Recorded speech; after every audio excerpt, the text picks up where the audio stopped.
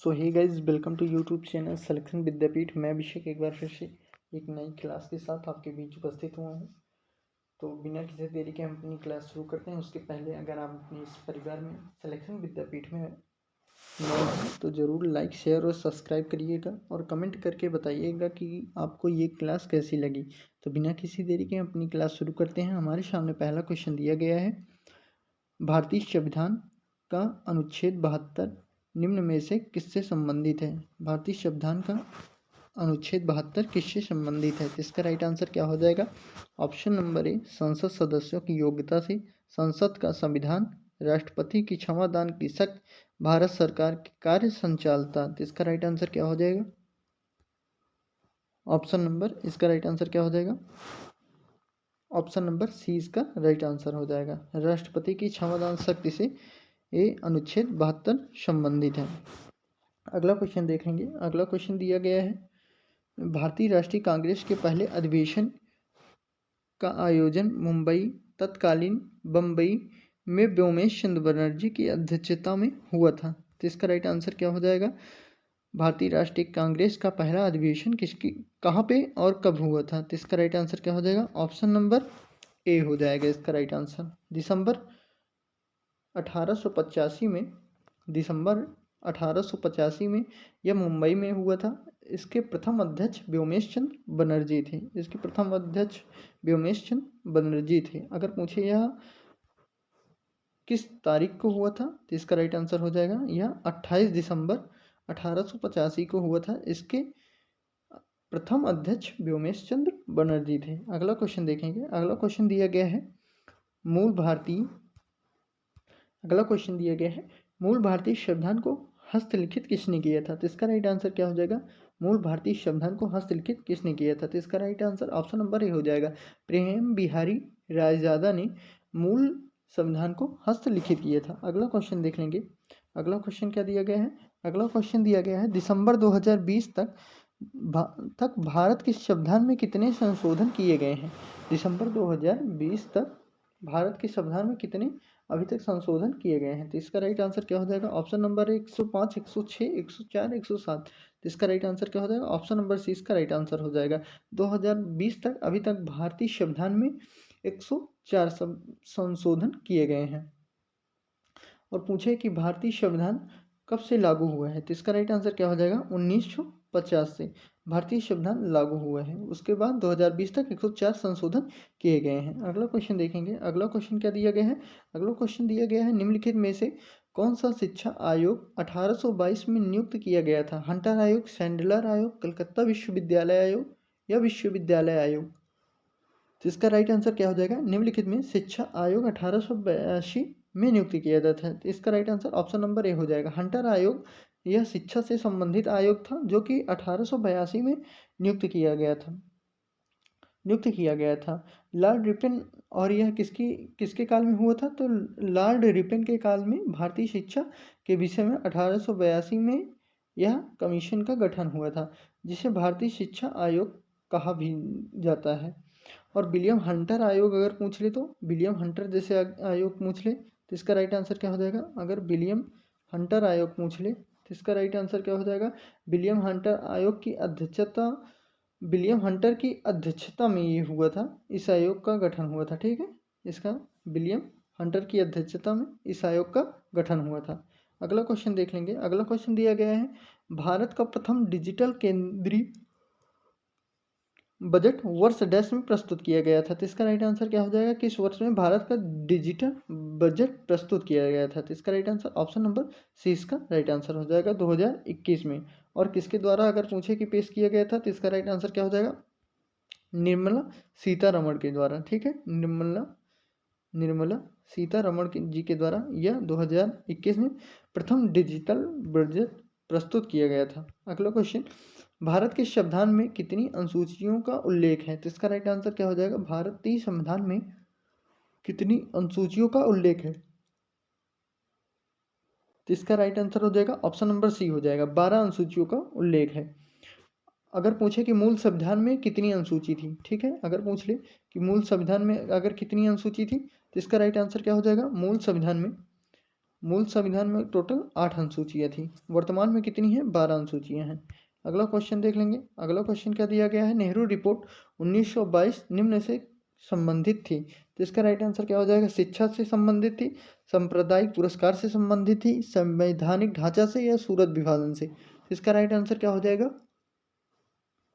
Option number B इसका right answer हो जाएगा। नेहरू रिपोर्ट 1928 में जो पेश की गई, यह संवैधानिक ढांचे से संबंधित थी। नेहरू रिपोर्ट मोतीलाल नेहरू जी के द्वारा यह पेश की गई थी, और यह नए अधिराज्य के संविधान के रूपरेखा में थी, जिसे संवैधानिक ढांचा भी कहते हैं।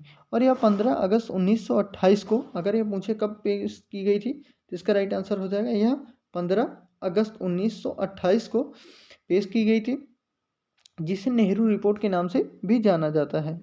अगला क्वेश्चन देख लेंगे। अगला क्वेश्चन क्या दिया गया है? अगला क्वेश्चन दिया गया है, भारत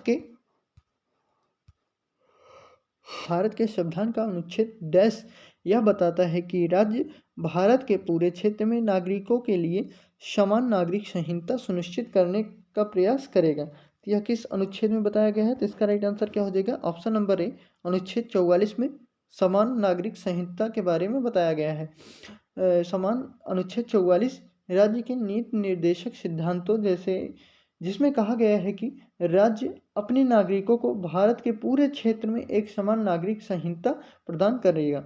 अगला क्वेश्चन देख लेंगे। अगला क्वेश्चन दिया गया है, निम्नलिखित में से कौन राष्ट्रीय आपदा प्रबंधन प्राधिकरण का पदेन अध्यक्ष होता है? कौन राष्ट्रीय आपदा प्रबंधन का पदेन अध्यक्ष होता है? उपराष्ट्रपति, प्रधानमंत्री, गृह मंत्री, या राष्ट्रपति? तो इसका राइट आंसर क्या हो जाएगा? तो इसका right answer option number B हो जाएगा, प्रधानमंत्री। राष्ट्रीय आपदा प्रबंधन का प्राधिकरण का पदेन अध्यक्ष जो होता है, ये भारत का प्रधानमंत्री होता है। अगला क्वेश्चन दिया गया है, वर्ष डैश में अपनाए गए भारतीय राष्ट्रीय कांग्रेस के तिरंगे झंडे के केंद्र में एक चरखा था।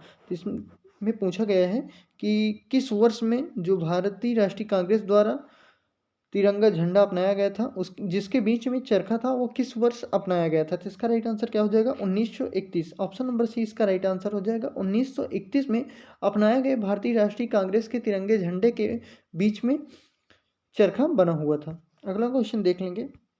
दिया गया है, भारतीय संविधान में कितने मूल अधिकार और मौलिक कर्तव्य निर्धारित किए गए हैं? तो इसका राइट आंसर क्या हो जाएगा? 6 और 11, 7, 10, 7, 11, 8, 10। तो इसका राइट आंसर क्या हो जाएगा? भारतीय संविधान में मूल अधिकार और मौलिक कर्तव्य, इसका right answer option number A हो जाएगा। भारतीय संविधान में 6 मूल अधिकार और 11 मौलिक कर्तव्य निर्धारित किए गए हैं। अगला क्वेश्चन दिया गया है, भारत के राष्ट्रीय ध्वज के सफेद भाग के केंद्र में एक गहरे नीले रंग का अशोक चक्र सुसज्जित है। इस चक्र में कितनी तीलियां हैं?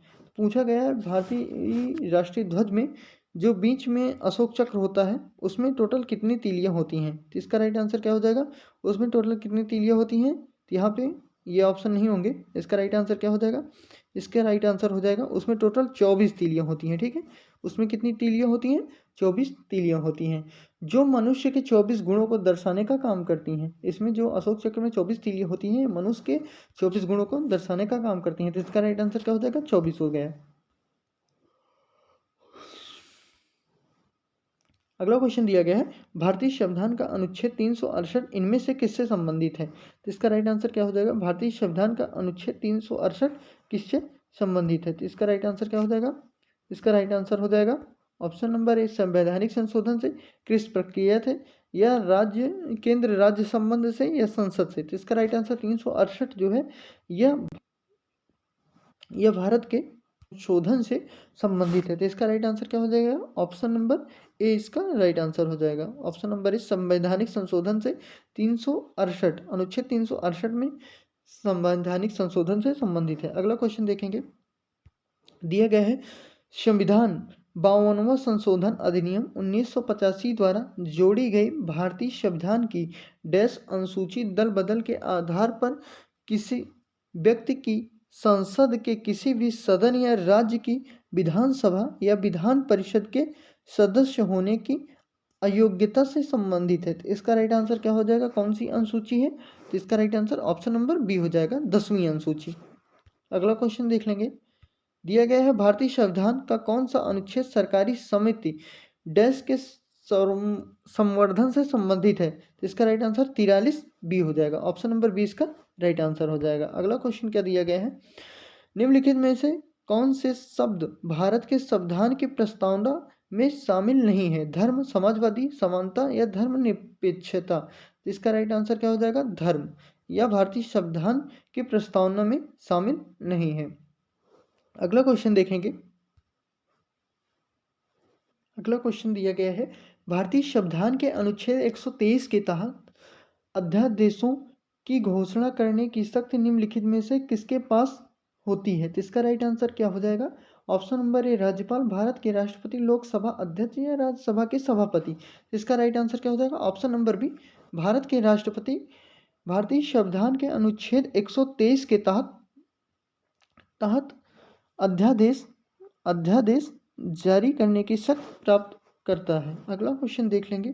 दिया गया है किस वर्ष नेपाल ने राजतंत्र को समाप्त कर दिया और एक लोकतांत्रिक राजतंत्र के रूप में उभरा? तो इसका राइट आंसर क्या हो जाएगा? 2008, 2010, 2013 या 2005।